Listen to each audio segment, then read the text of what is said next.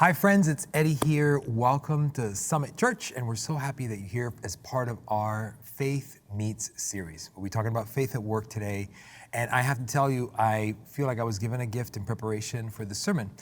2 weeks ago, almost exactly, we were on our way to Sunday morning service, driving down Colonial Drive, when at the stoplight, I look at the car next to us, and I recognize the face of the driver. But I know it's someone I haven't seen in a really long time. Light turns green. We're at the next stoplight. I now remember his name. It's an odd name, so I'm actually surprised that I remember it. His name is Diogenes. And so I lower the window, I say, Diogenes? And he looks at me, and we smile at each other, and it's been so long. Light turns green, we're moving to the next stoplight. And I was like, Diogenes, when was the last time? Now, if you're worried, I'm not driving. My wife Giselle is actually driving. I'm in the passenger seat this morning, and I'm talking out the window, and I asked him, when was the last time we saw each other? And he says, 30 years ago, Eddie. 30 years ago. And as it all came rushing back, I remember Diogenes actually taught me my first lesson on this topic of faith and work. When I was given this topic, I was kind of giddy. This is a subject that I've really dedicated a big part of my life to. For the last 20 years, it's been my mission to inspire and equip leaders to make a difference. I've done that in business. I've done that in consulting and leadership and speaking. I've done that in ministry. I had the privilege of serving for an organization called Life Work Leadership for a long time here in town. Started an organization with a founder and mentor of mine in DC. And so whether it's secular settings or faith-based settings, whether it's in the for-profit, nonprofit, public or private space, really encouraging leaders to see the integration of their faith and work. This is my jam. I mean, that's what I aim to see happen for my children, for my wife, for everyone that I love. But it was so humbling and interesting to remember that it was this humble man, the pastor of a small church here in town, who was bivocational, which is why we met in the workplace, who actually taught me maybe the most important lesson on faith and work. I had been wanting a summer job to make a little money and not knowing kind of where to start or what to do, I actually prayed about it. And while I was in my room praying about it, I hear somebody knock on the front door. I'm still living at home with my parents. My mom opens the door. The voice asks for me. I come out. It was a gentleman I'd only recently met. He had started coming to our church. Well, he had started a new job for this pretty young company, and they were offering referral fees for recruiting new people to come work there. So he basically knocked on my door to ask me, do you want a job? So I thought, this must be the Lord. He's providing exactly what I prayed for. So I started working there. And if you've ever had an opportunity to kind of start a new job and you're excited to come and contribute and you're hoping that people will notice you and you'll have opportunities to grow there, well, surprisingly, in a pretty fast-growing new business, there was a lot of opportunity. And I found myself very quickly getting a raise and a promotion and leading a team and then leading a couple crews. And my paycheck was increasing at a rate that was not normal, and I was pretty excited. I was also pretty engaged and busy. I was picking up every shift I could, every chance I could be there. I was suddenly not making time for the Bible study Wednesday night and not going to the prayer meeting and maybe sometimes not going to the Sunday service. And I'm walking out one payday with paycheck in hand, and just so happens Diogenes is walking out of the same place. And he stops me just as we exit the building, and he says, Eddie, I need to tell you something. I said, sure. I just want you to remember God has a calling on your life. You are a child of God. Do not forfeit your faith for a paycheck. It was hard words to hear. Surely something is easier to say than it is to do, especially if you have a family and real bills. I was a teenage kid, so I was able to take his advice seriously. But sometimes we do find ourselves at these crossroads, right? Where our work seems to be encroaching so much of our lives. And as much as it helps us pay for bills and provide for people that we love and make possible the future that we hope for, we wonder if we're making the right trade. In fact, it's so strong, the competition of our work lives for our spiritual walk. Most people see these things as completely separate from each other. In fact, it was unfolding from that insightful conversation with Diogenes, I've come to learn there are two main myths that drive most of us, that separate, sort of tear apart our work lives from our faith walk. They create this sort of disintegration in our spiritual walk with the Lord when it comes to our work. Myth number one is this idea that your work is all your provision. That if you don't work, you can't eat, right? So you gotta work, and it's how you work that determines how much you will prosper. It's how hard you work that will determine how successful you will be. And of course, there's a relationship of cause and effect, but is this literally true, or are we actually missing the bigger picture? The second myth is that work is just my provision, right? It's just what I do to pay the bills. There's a whole lot more to me and things that I love and enjoy doing, and I don't find my meaning and purpose and identity like those who find it at work by what they do or what their title is. I find it in the other things, in the relationships and the experiences of my life. Work is just and nothing more than my provision. It's just the way that I pay bills. But both of these ideas are wrong. Kind of in the same way that I think of the brothers, the prodigal brothers in that story, the parable in Luke chapter 15, 11 through 32. Jesus is telling the story of the prodigal son, as we've come to call it. Some say that name's a misnomer. It should be called the forgiving father. I'd offer maybe it's the prodigal sons, plural, because both of them missed the main point, the main gift. The youngest son says, "Father, I don't want to wait for you to die. Can I just get my inheritance now?" I mean, this is not only beyond offensive, but cruel. I'd kind of rather you drop dead today. And surprisingly, something that would have been punishable by death in Mosaic times, the father just grants his wish, gives it to him. He leaves, runs his life into a gutter, pretty much literally, spending and wasting all the money. Finally makes his way back, groveling for a job. Doesn't even dare to be welcomed back home as a son. But the father, what does he do? He runs towards it. There's so much about the story. We could unpack it all morning. It's such a beautiful story. Kills a fatted calf, invites friends and family over, holds a party to celebrate that his son who was dead is now back. But the older son, the older brother finds out, and he cannot believe what he's heard, that they're throwing a party for this guy? Are you serious? I mean, this can't be. And he's moping outside, pouting over the fact that his father would do such a thing. Finally, his father comes out to talk to him and ask him what's wrong. And he says, I've been faithfully serving you my whole life. You've never given me the fatted calf to kill and have a party with my friends. And his father is dumbfounded. He's like, "Son, you're my son. Everything I have is yours." And in some ways, one of them only sees the wealth and the possessions the father has, the provision that he can gain from him to go live the life that he wants. The other one faithfully serves the father, but then feels the father owes him something. How often does our work, our provision, our means compete for the place of the one true treasure in our lives, our Father?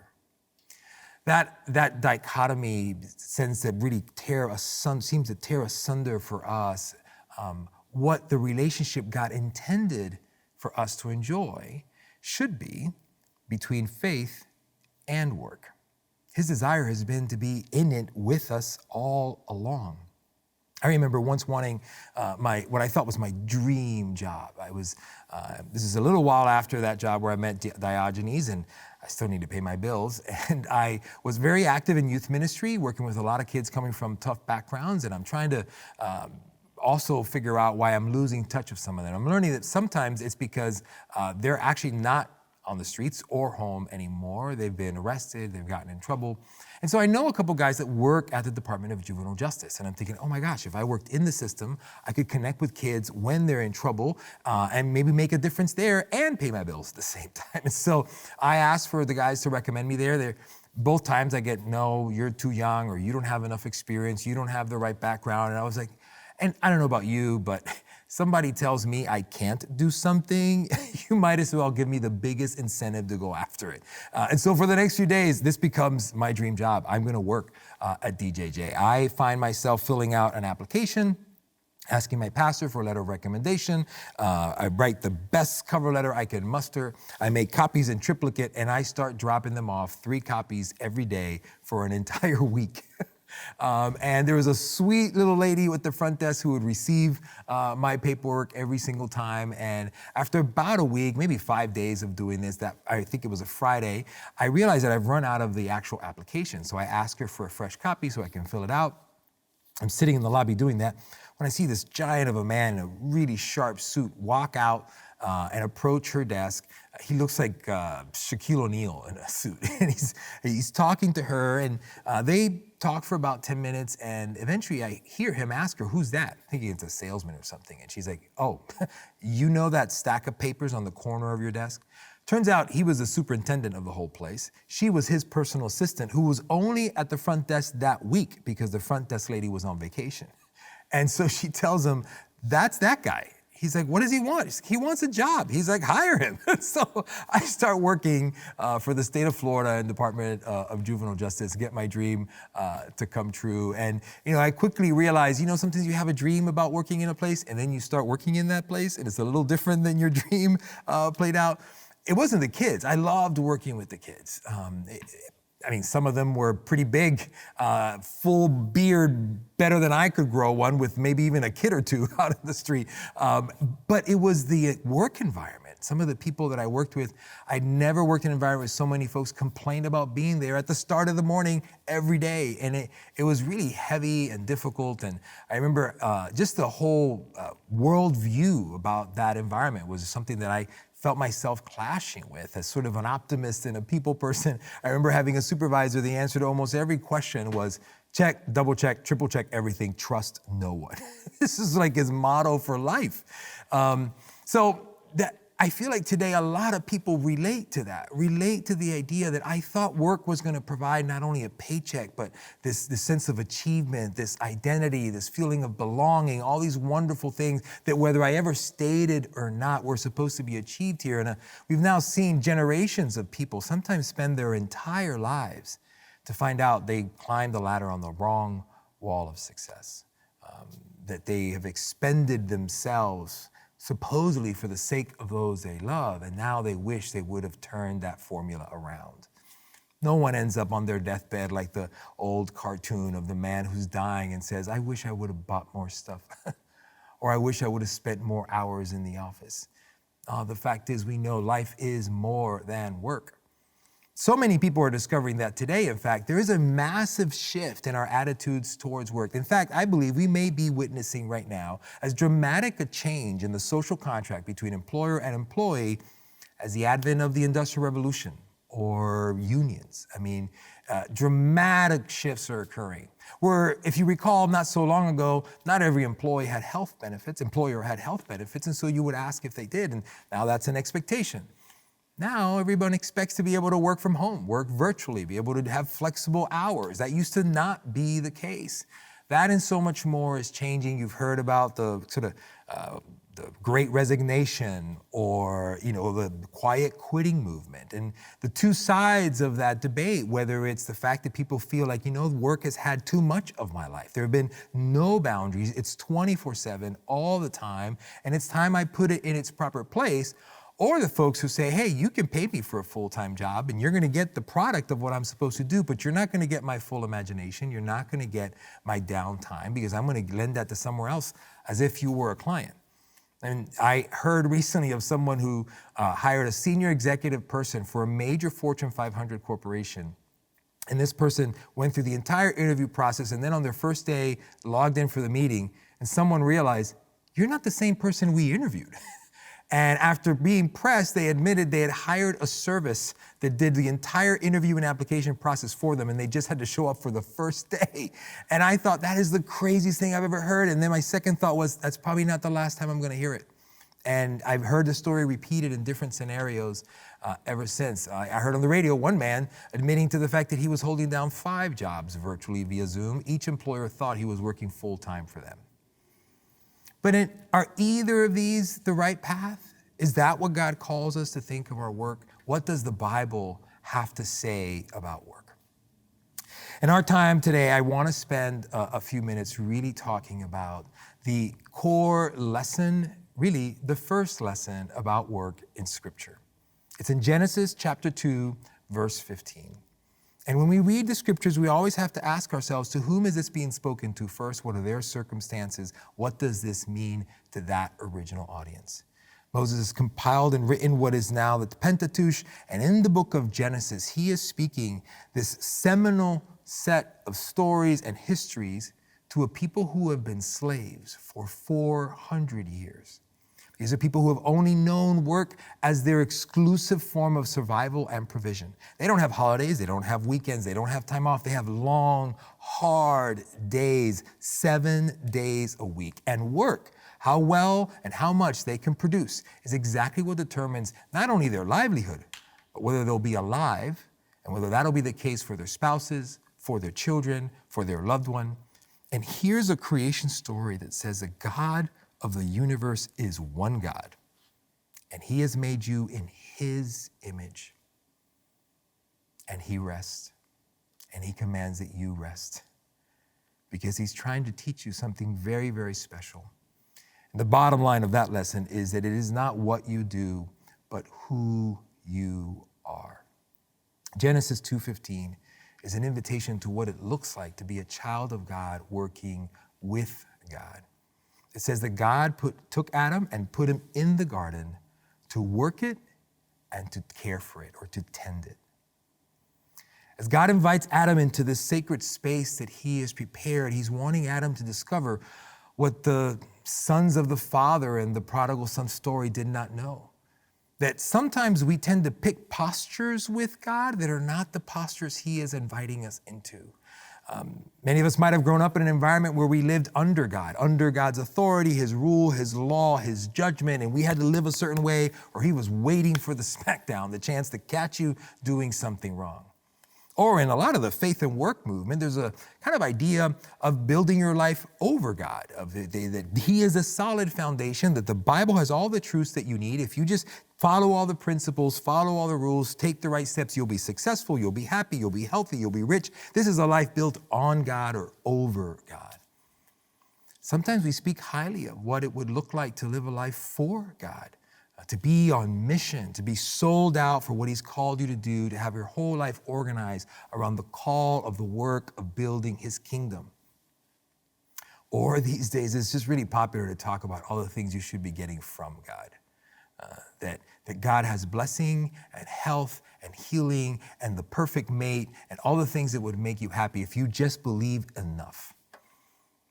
I became familiar with those 4 postures out of the book by the title With by Skye Jethani. The point of the whole book is just to say there's only one posture God invites us into. There's only one posture he insists he is for and about. It's the one posture he used to name his only son when he announced that his name would be Emmanuel. God is with us. God wants to be with his children, and he wants you to work with him. So I want to share with you 3 very, very simple ways for you to live that out, that are evident to me in this passage in Genesis 2:15. They're reminders for me of a lesson taught by a wise friend, John Thurman, who said, it would be amazing if we all learned to live by one title. Imagine you had a business card for your life, and the title under your name was the same title you used at work, at home, in your marriage, with your kids, in your neighborhood. What title would apply to every role you were in? Which made me, oddly enough, think about a scene where I think it was the Joker who's saying to Batman, people say you should be true to yourself, but they never say which part of yourself to be true to. Some of us have that struggle. We wear so many masks in so many different environments, we forget that if you're always wearing the mask, only the mask ever gets loved, and no one ever gets to know you. So how do we reconcile our faith with our work? What secrets does this verse have for us? Number 1, thank God for the garden that he plants you in. Each one of us has a different story, a different setting for our story, a different context for the environments that we walk in. How do we wake up every single day and not be like the child who's expecting a gift from you, and before they even thank you, they snatch it out of your hands and rip it open? I mean, it doesn't feel so great, does it? And sometimes that's us, bouncing out of bed, dashing into the day. What if you stopped for just a few moments and hold in silence a spirit of gratitude for the miracle of opening your eyes for one more day? Thank God for the garden he's given you. Thank God for the limitations in that garden. Even the garden has boundaries. And understanding the boundaries in your life, the limitations and shortcomings, even your weaknesses, is a great, great place to find yourself connecting with God in everyday work. Catherine is a lady that I met, impressive woman who was very successful as an entrepreneur, but she started out as a mom, a stay-at-home mom to a husband who had a small business, and she wanted to start making a little bit more money, and she loved hair, and so she decides to go to work at a salon, but turns out she's actually terrible at doing hair. She's getting all kinds of awful criticism and feedback from customers, and the owner of the salon likes her, but can't afford to keep losing business, so she decides to go train to do nails. And she gets a little desk and starts learning to do nails. And she figures out the real advantage she had was not so much how good she was at doing nails versus doing hair, was that she figured out many of these older and wealthier clients she was seeing were women who were often disconnected from their family and children, were retired and alone, and maybe hadn't even had anyone touch them, much less hold their hands for so long in weeks. And so she would hold their hands and do their nails and hear their story and ask them questions and genuinely care. And she found out that what seemed like a limitation turned into the most tremendous opportunity as one nail desk turned into 2 and to 4 and eventually different nail desks at different salons. Then she started buying salons and putting, but not only the hairdressers that were working for her, but young women working on nails in those salons, and became quite the entrepreneur because she really was a terrible hairdresser, but loved loving people well.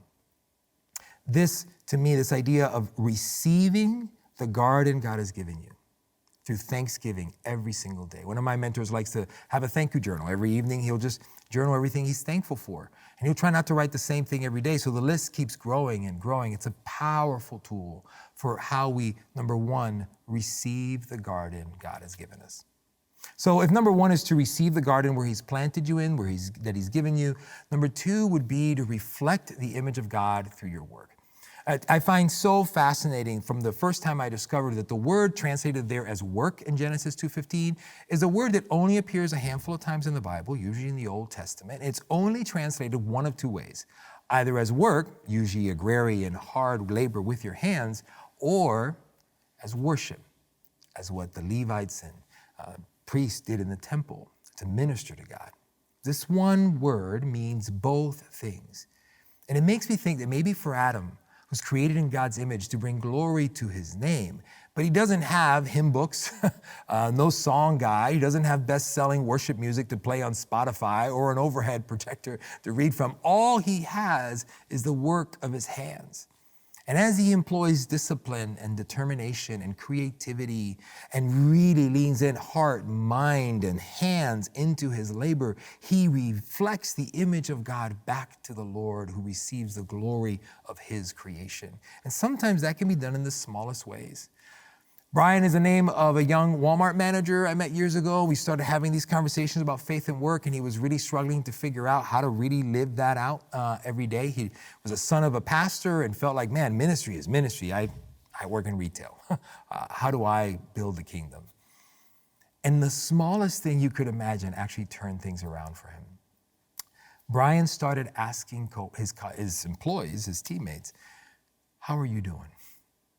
But like really meaning it, not as a passing greeting. Eventually, to have them take it serious, he would have to ask them into his office and sit them down and look them in the eye and say, no, how are you doing? And, people would give him the usual, oh, things are great, boss, we're moving product, working hard, and the stuff they thought he wanted to hear. And he'd have to press again and say, no, like, how are you? How is the family? And as he leaned into this, the kinds of conversations he had, the way he connected with his people's hearts, one woman, when she finally realized that he really meant the question, started sobbing in her hands. And when she could speak, said to him, I can't remember the last time someone asked me that question and really wanted to hear the answer. What if we could reflect the image of our Father through the way that we engage in our work, regardless of the kind of work that we do? And 3 is the word reveal.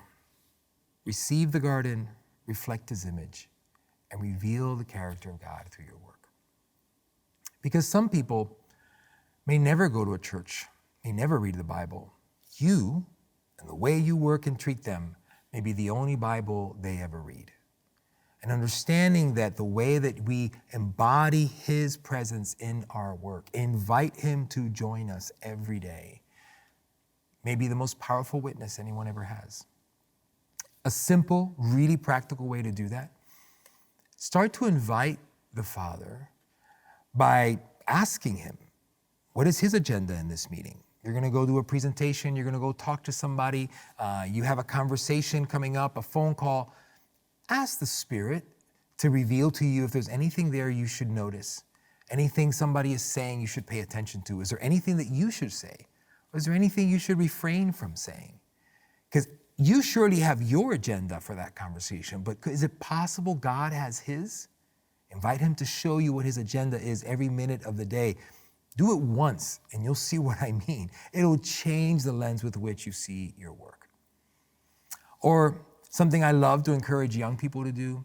You ever in a room where you're uncomfortable, insecure, there's a lot of intimidating people or circumstances, instead of like shriveling away in a corner, if he is your Father and you are his child and he is at work with you, then everywhere you are in your Father's house.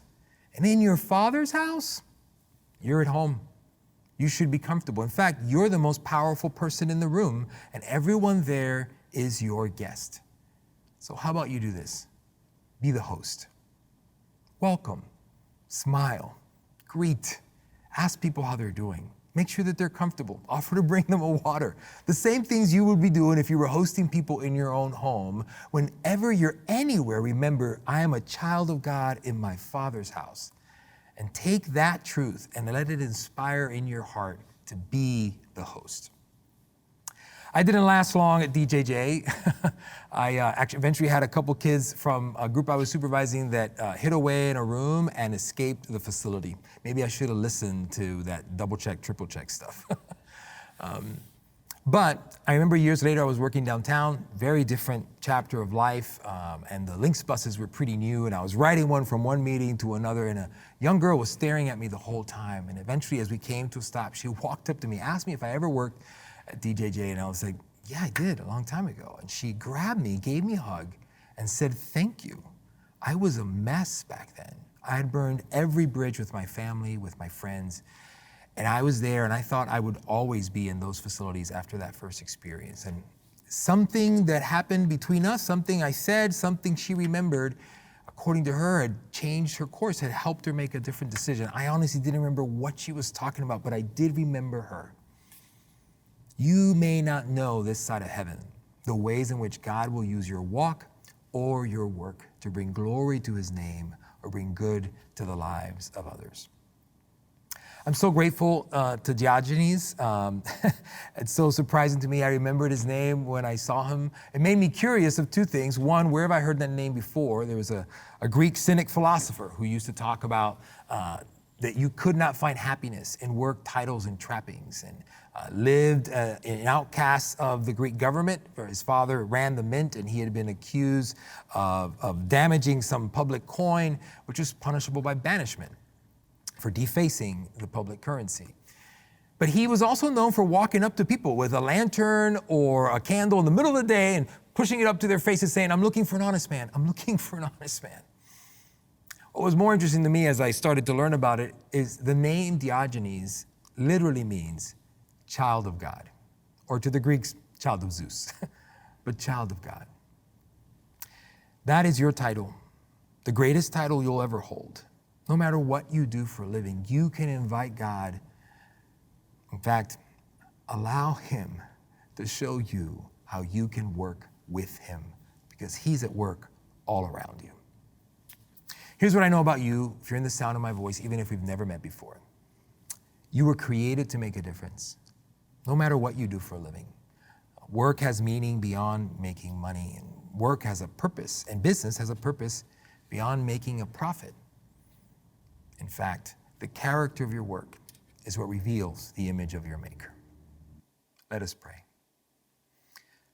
Lord, thank you for the divine invitation from the beginning of time to not only ultimately be picked out of muck and mire, Lord, but to be called your children. And if that was not enough, be invited to be co-laborers with you in this infinite, eternal, magnificent kingdom. From Adam to every single one of us, you see in us your beautiful children. you also see the instruments of your right hand, those whom you love and steward with pride towards the specific purpose that you have created us each. There is a timing and there is a place where we are meant to shine and flourish, but it also comes with boundaries and limitations and even valleys. Lord, teach our hearts to embrace it all. With thanksgiving, we acknowledge that the places that are not our strengths, but are our flat sides, our weaknesses and shortcomings, are the stage that creates opportunities for others' gifts to shine in our lives. Lord, help us to follow your example in how we lead, more importantly, how we love, no matter what we actually do for a living or what title might be on our business card. And lastly, Lord, would you show yourself to us every day? Open our eyes and our ears to perceive our God is at work all around us all the time. Thank you for the invitation to work with you. In the name of Jesus, amen. If you don't build it, we labor in vain. Without your spirit, we stand with no strength. And I know my time is passing away, and the works of your hands are what will remain. Let the favor of the Lord rest upon us. Oh Lord, establish the work of our hands. Oh Lord, establish the work of our hands. Teach us to number the length of our days, and pour out your power. We'll pour out our praise. Teach us to run, to finish the race. Only what's done in love will remain. Oh yeah. Let the favor of the Lord rest upon us. Oh Lord, establish the work of our hands.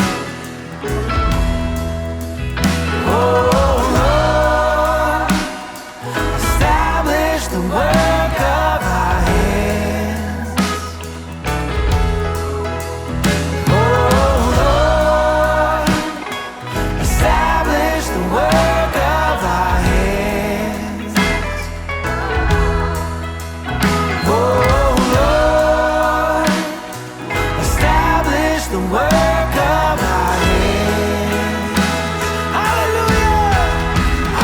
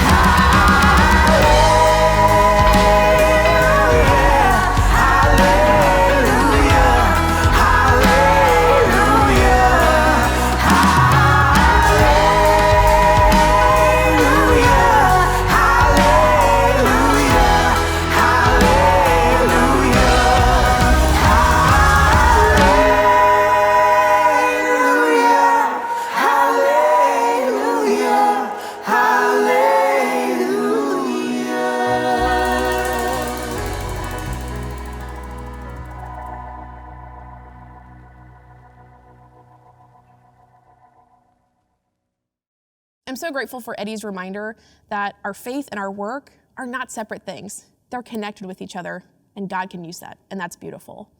Now, I want to remind you that we are just so glad that you've been here with us today, but this online service experience is not a replacement for in-person gatherings with other believers.